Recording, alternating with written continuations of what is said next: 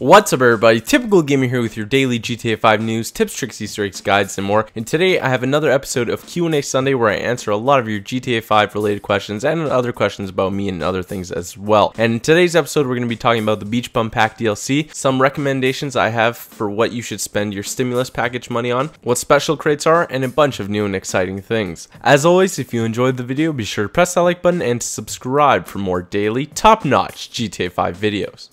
So if this is your first time watching Q&A Sunday, this is a weekly series that runs every Sunday where I answer your questions about GTA 5 and more recently about anything you really want to know about me or about other games as well. Now all you have to do is go on Twitter or Facebook and send me a message with that Q&A Sunday tag and you may be featured in the next episode of Q&A Sunday. With that being said, let's get on with today's episode.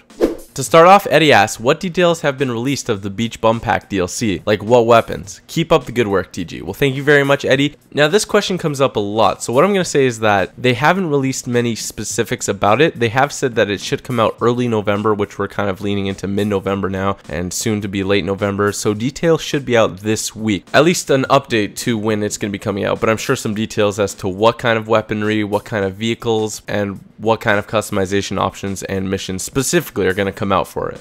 Now Cody asks, what do you recommend spending the $500,000 on for people who don't own any houses or garages? So what I would suggest, my favorite apartment, again, all the 10 car garages are the exact same interior. What you're actually going to purchase is either the view or the location. And really, I guess if you want the, say, $400,000 one, it's not worth it. I'm telling you that right now. It's just for that, I guess, status. But it doesn't really matter. So what I would recommend is the Tinsel Towers Apartment 29. It's around $275,000, I believe. Sort of leaning towards $300,000, but it's a pretty inexpensive 10-car garage apartment, and it's right near LS Customs, and it has a great view of downtown Los Santos. Now, if you want to spend a bit more, you could buy the Weasel Tower Apartment 101. It's the highest up apartment, so you kind of get that view, and also faces towards downtown Los Santos, giving you a great view. That's closer to $400,000 though. Again, it's really dependent on what you want, but I think getting the location with the view for a good price is better than just buying the most expensive apartment just for buying it, when it doesn't make much sense. Plus, it's believed that having a 10-car garage apartment will enable you to do heists in the future, so buying any of those is definitely a good choice.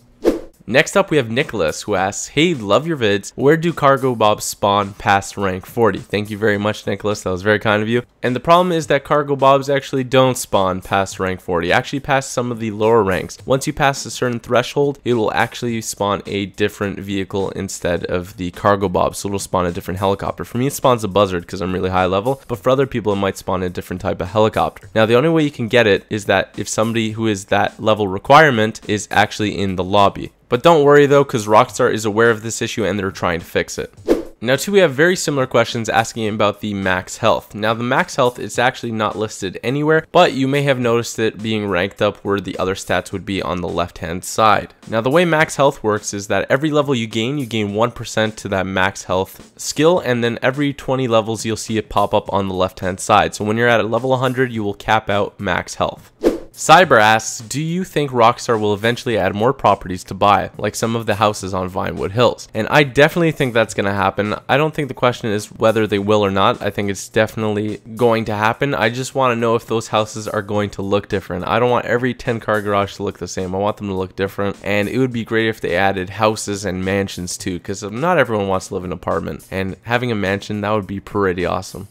Next question comes from Luke, who asks, do you think that they should add the same insurance system that they have on online to single player? Now, some people don't actually play GTA Online. Either they don't have the internet to do that, or they don't have an Xbox Live Gold membership if they're on Xbox 360. Whatever reason, some people like to play single player more than GTA Online, or they just like to go between the two. So I definitely think a lot of the things added in GTA Online should have been in GTA single player. I think that insurance is definitely one of those. I think that buying all these different properties should have been in there as well. I think that robbing all the convenience stores and everything like that on the map, all these missions, I think all of that should have been put in single player as well, because it would have even added more replayability to the game itself. Now, I'm not saying it already doesn't, because the game has tons of replayability if you want to play it over or just have fun, but adding those things would be a really cool addition. Jose asks, will you continue to upload Assassin's Creed 4 videos? Love your channel, man. Keep up the amazing work. Well, thank you very much, and I will definitely be sure to finish the Assassin's Creed 4 walkthrough, the Batman walkthrough, and any other walkthrough I start, I will complete. It's just sometimes I take a bit more time because I'm focused on other things, but I will definitely get to them because I love doing them, first of all, and two, a lot of you have been supporting me through that, and I really love that, and I want to give you guys the rest of that too.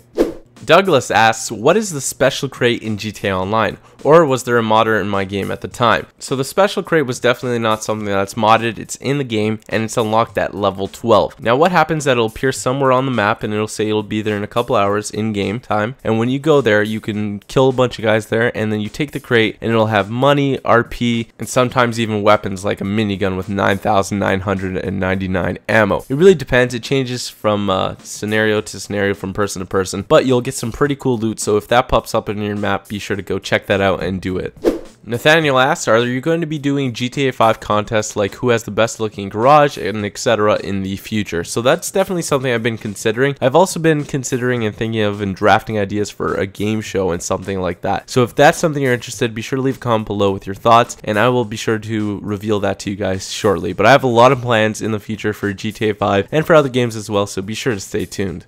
Now finally, the last question is, when are my t-shirts and hoodies coming out? As you may have seen on Twitter or Facebook if you like or follow my pages there, I did release some photos of what the hoodies and t-shirts would look like. I'm actually in the process of getting those designed and sort of manufactured and see if they're up to snuff with the quality that I want from them if I were to purchase them myself. So I'm getting new designs coming in soon. They should be ready to purchase then on the store in just a few weeks, probably 1 or 2 weeks, and I'll let you guys know in a video and on Twitter and Facebook as well, so be sure to follow those. And I really appreciate all the support. I love that some of you would love to purchase, you know, some hoodies and t-shirts from me, and that means a lot to me, and I thank you very much.